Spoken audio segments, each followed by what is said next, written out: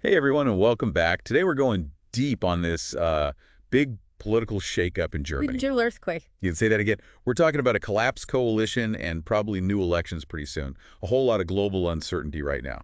To help us unpack all this, we've got reports from Tagesschau.de Ah, yes, a great source. and also Deutsche Welle. Think of them as our German insider and global view. The big question we're going to try to answer today is this: can Germany come out of this crisis stronger, or will we see its global influence decline? Well, that's the million-dollar question, isn't it? But to really understand what's on the line here, we need to go back to December 2021. That's when Germany started this pretty unprecedented political experiment. Okay, you've got my attention. What kind of experiment? So they formed what they called the Traffic Light Coalition. It was an alliance between three parties: the center-left SPD, the Greens, and the pro-business FDP. Even the name itself, Traffic Light, it comes from the party's colors. Kind of hints at the challenges, you know? Oh, yeah, I see what you mean. Trying to blend these totally different political views. It's like, what's a good analogy? Like trying to mix oil and water. Exactly. You might get them in the same container, but they're not going to blend smoothly. So this coalition, it was always going to be a bit of a tightrope walk, wasn't it? What was the final straw? What made this whole thing blow up? Well, on the surface, it was the budget for 2025 that caused this immediate crisis. But remember those fundamental ideological tensions we mentioned? They were always simmering under the surface, just waiting for the right moment to erupt. Yeah, like a volcano. Haha, exactly. And one major sticking point was this thing called Germany's debt brake. It's basically a rule in their constitution that limits how much the government can borrow. Okay, wait, that break. For those of us who don't speak German economics, can you explain that a bit more? Sure, think of it like this. Imagine your household budget has a built-in alarm. If you try to borrow too much money, the alarm goes off. That's essentially what the debt brake does for the German government. Okay, I'm starting to get it. So this debt break, it was causing friction within the coalition. Yeah, big time. The FDP, they're all about fiscal conservatism, right? So they were super adamant about sticking to the debt brake no matter what. On the other hand, you've got the SPD and the Greens. They wanted more flexibility to spend on social programs and environmental stuff. And then to make things even more complicated, there was this court ruling back in 2023. It basically tied the government's hands even more, limiting how much they could work around the debt brake. So it was like they were all trying to bake a cake, but they only had a few ingredients and everyone had a different idea of what the cake should look like. You got it. And to make things even worse, Germany's own economy wasn't doing so hot. A tight budget always makes things more tense, right? So walk us through what happened. How did we go from a budget debate to a full-blown political crisis? All right, so this is where things get interesting. You've got Christian Lindner, the finance minister from the FDP. Picture this. November 6th, a crucial meeting with all the coalition partners. And Lindner does something totally out of left field. He basically says, let's just cut to the chase and have snap elections in early 2025. Whoa, hold on. Calling for snap elections in the middle of a budget meeting? That's not baking a cake, that's setting the whole kitchen on fire. What was he thinking? It was a total power play, and it sent shockwaves through German politics. To understand why it was so bold, you got to look at what Lindner was trying to do. He was betting that people were frustrated with the coalition, especially with the economy, and he thought that would work in the FDP's favor. Basically, he wanted to capitalize on that frustration, paint the FDP as the responsible ones, and maybe even gain more seats in a new election. So it was a high-risk, high-reward kind of move. Yeah. But what did the other coalition partners think? I doubt they were happy about having the rug pulled out from under them. You're right about that. Chancellor Olaf Scholz from the SPD, he was not pleased. He saw this as a total breach of trust. Basically said, no way, and fired Lindner right then and there. And that's when things really started to unravel, right? Yep, dominoes started falling. All the FDP ministers resigned to show solidarity, and that effectively collapsed the whole coalition. Wow, just like that. So let me get this straight. Germany's got a minority government led by Scholz. Lindner's out, and new elections are probably coming soon. That's a lot to process. Can you walk us through what happens next? What are the legal and political steps involved? So legally, Scholz has to call for a confidence vote in Parliament. It's scheduled for January 15th, 2025. This vote is basically a way to formally see if the government still has the support of Parliament. And what happens if he loses? If he loses, it'll likely trigger new elections, probably in March 2025. But even if he wins, things are still super shaky. Minority government is weak by nature. You know, Scholz would have to constantly negotiate and compromise with the opposition to get anything done. Sounds exhausting.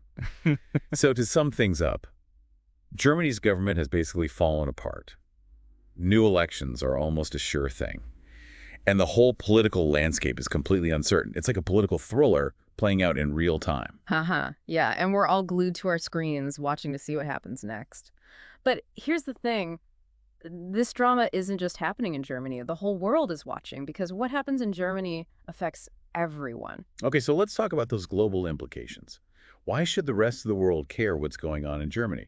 Aside from the fact that it's like a really good political drama. Well, for starters, Germany has the biggest economy in Europe. They're a major player in the EU and a key ally for countries all over the world. So when Germany has political instability, it sends shockwaves through the whole global system. So you're saying a political crisis in Germany could actually have ripple effects all the way over here in the U.S.? Absolutely. Think about it. A weak or unstable German government could embolden leaders like Putin.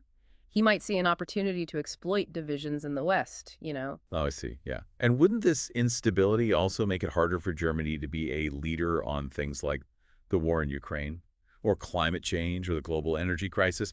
Those are big challenges that need strong and decisive action, not internal political chaos. Exactly. A lot of those urgent international issues need consistent leadership from key players like Germany. And right now, that leadership is in question while the country deals with this crisis. This is starting to sound like a domino effect. Germany's internal problems could end up toppling other global efforts. But before we get too ahead of ourselves, I think it's important to understand the players a bit better. We've talked about Scholz and Lindner, but who else is shaping Germany's political future? That's a great question. To answer that, we need to look at the different factions and personalities fighting for power in this complex situation. Each one has their own motivations, their own strategies, their own vision for what Germany should look like. Well, let's start unpacking those motivations. First up, we've got the Green Party. They were part of that traffic light coalition, right?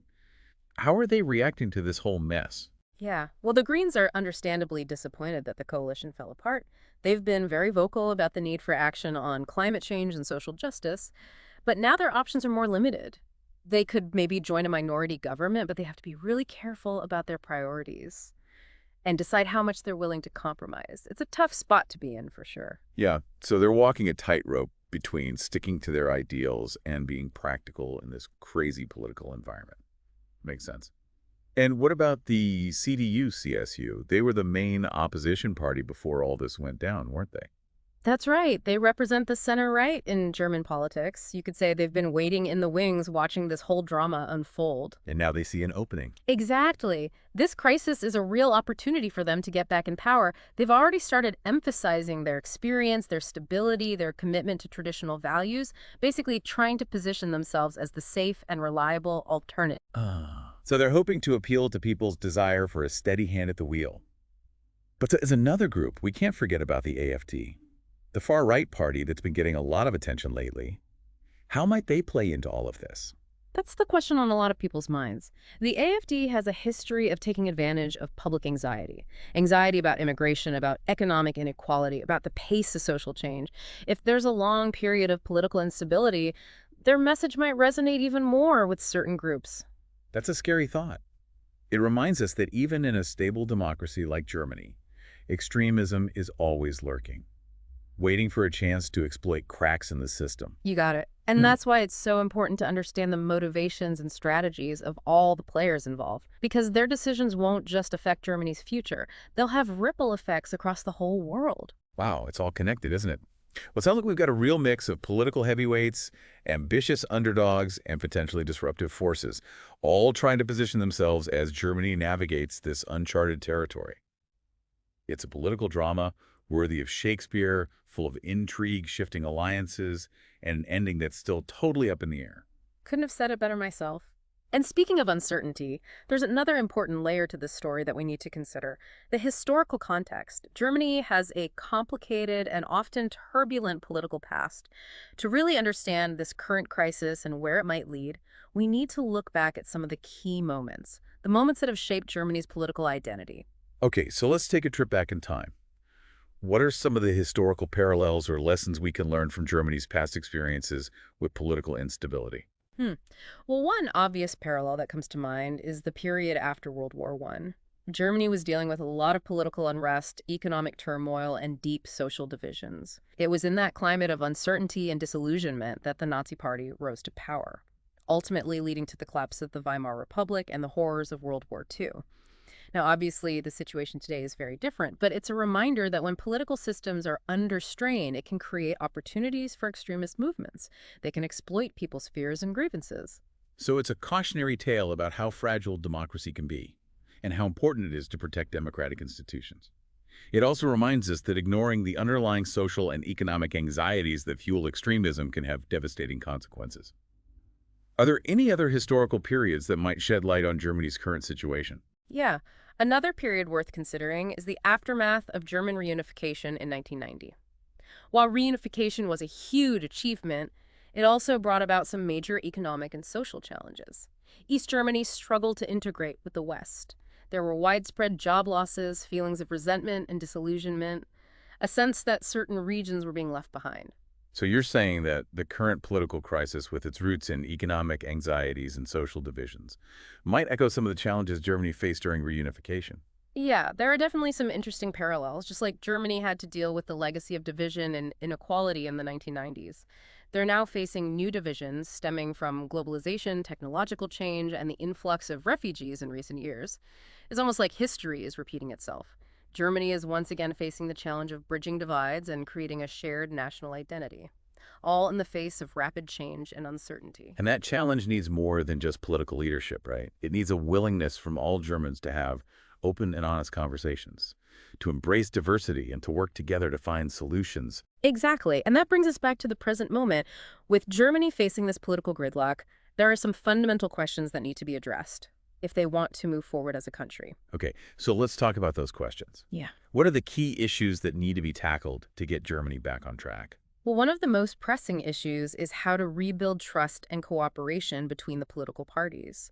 The collapse of the traffic light coalition showed us some deep divisions and a real breakdown in communication. If Germany wants to govern effectively, they need to repair those relationships. It's like a family that's had a huge fight. Everyone needs to come back to the table, talk about their issues, and find a way to move forward, even if it means compromising on some things. That's a great analogy. And beyond the immediate political challenges, Germany also needs to address the underlying social and economic anxieties. The anxieties that have fueled public discontent and created opportunities for extremist movements to gain ground. So it's not just about fixing the political system. It's about treating the root causes of the discontent that's threatening to unravel German society. What are some of those root causes, and how can they be addressed? Issues like economic inequality, job insecurity, the rising cost of living, and the integration of immigrants. All of these need to be addressed in a way that's both fair and sustainable. It's not going to be easy, but it's essential if Germany wants to maintain its social cohesion and economic strength. It's like a doctor treating a patient. You can't just treat the symptoms, you have to diagnose and treat the underlying condition if you want a real cure. That's a perfect way to put it. And as Germany grapples with these challenges, they also need to figure out what role they want to play in the world. Will they continue to be a champion of multilateralism, a leader in fighting climate change, a pillar of European integration? Or will they turn inward, become more nationalistic, and potentially undermine the global order they helped to build? That's a huge question, and the answer will have a major impact, not just for Germany, but for the whole world. We've covered a lot of ground in this first part of our deep dive. We've looked at the collapse of the coalition, the key players, the historical context, and the global implications of this whole political earthquake. But there's still so much more to unpack. You're right. In the next part of our deep dive, we'll dig deeper into the potential scenarios for Germany's political future. We'll analyze the strengths and weaknesses of the different parties vying for power, and we'll explore how this crisis might impact Germany's role on the world stage. So stay tuned, folks. The drama is just getting started, and we'll be back soon to guide you through all the twists and turns of this fascinating and consequential political story. Welcome back, everyone. Last time we really dug into the collapse of Germany's traffic light coalition. It was kind of like watching a political Jenga tower just completely fall apart. Yeah, a dramatic collapse for sure. Now we're left with this huge question mark hanging over Germany's future. What happens next? It's a question with so many possible answers. Right now, Germany's at a political crossroads with a lot of different paths ahead. Okay, so let's play choose your own adventure with German politics for a minute. What are some of the most likely scenarios we could see playing out over the next few months? Well, our sources at Tagesschau.de suggest one possibility is that Scholz tries to put together a whole new coalition government. But honestly, with the current political climate, it's kind of like trying to solve a puzzle where half the pieces are missing and the other half don't fit together anymore. The trust between the parties has really been damaged. So not impossible, but definitely a long shot. What else could happen? Deutsche Welle seems to think the most likely scenario is that Scholz just keeps leading a minority government until the next scheduled elections in September 2025. Essentially, they're just kicking the can down the road, hoping to keep things somewhat stable until voters can have their say. But even kicking the can down the road comes with its own set of challenges, right? How does a minority government even work in practice? It's a delicate balancing act. Scholz would constantly have to negotiate and compromise with opposition parties to get anything done. One wrong move and the whole thing could collapse. Governing would be incredibly difficult, and some important policies might just stall completely. So it's less about making big changes and more about just trying to keep things from falling apart. Yeah. Got it. But didn't we also hear something about snap elections being a possibility? Oh, yeah, the wild card that started this whole political drama. Remember, Scholz initially didn't want snap elections, but now he's said he'll seek a confidence vote in Parliament in January. This could be a strategic move, setting the stage for new elections as early as March 2025. So maybe hitting the reset button sooner than anyone expected. Yeah. But what would be the implications of having snap elections? Besides the obvious fact that everyone would be scrambling to get their campaigns going. Well, snap elections would throw Germany into a period of intense campaigning and uncertainty. The outcome is really unpredictable. No one knows for sure if any party or coalition would get a clear mandate to govern. Plus, Tagesschau.de has been reporting on a lot of public dissatisfaction with the current political situation. Snap elections could actually make those frustrations worse, potentially leading to more support for extreme or populist parties. That's a little worrisome. It sounds like this whole situation could create an opening for parties that thrive on division, parties that take advantage of people's anxieties. It's definitely a possibility. It's a reminder that even in a well-established democracy like Germany, the political landscape can change really quickly. That's for sure. And as we've already talked about, those changes in Germany can have consequences that reach far beyond their borders. It's all interconnected. Before we zoom out to the global picture again, I'm curious to learn more about the key players in this political drama. We've mentioned Scholz and Lindner, but I'd like to dig a little deeper into their personalities, their political styles, and how those factors might be shaping this whole situation. What kind of leader is Scholz? What makes him tick? Well, Olaf Scholz from the SPD, he's been a major figure in German politics for a long time. He's often described as pragmatic, detail-oriented, even a bit reserved. He projects this image of calm and steady leadership like a safe pair of hands. But the way he's handled this coalition crisis has raised some questions. Some people wonder if his cautious approach is really the right fit for such a turbulent time. So maybe not the most exciting leader, but steady and experienced. What about Lindner? He seems a bit more of a gambler, doesn't he? Christian Lindner is definitely known for being smart and for his strong belief in free markets. He's not afraid to shake things up, as we saw with his call for snap elections. That move showed he's willing to take risks to put his party's interests first, even if it means putting the stability of the whole system at risk. Yeah, it takes a certain amount of confidence. Some might even say audacity to pull a move like that. Yeah. It'll be interesting to see how his gamble plays out. But besides these two main figures, there's a whole cast of supporting characters shaping the future of German politics. Tell me more about the Green Party. What are their main values, and how might those values guide their actions in the coming months? Well, as you might guess, the Green Party is all about environmental protection and progressive social policies. They've been strong advocates for climate action and social justice, and they'll likely keep pushing for those issues no matter what happens with the government. They're facing a tough choice right now. Do they join a potentially unstable minority government and risk compromising some of their core values, or do they wait for a better opportunity down the road? It's the classic dilemma, pragmatism versus idealism.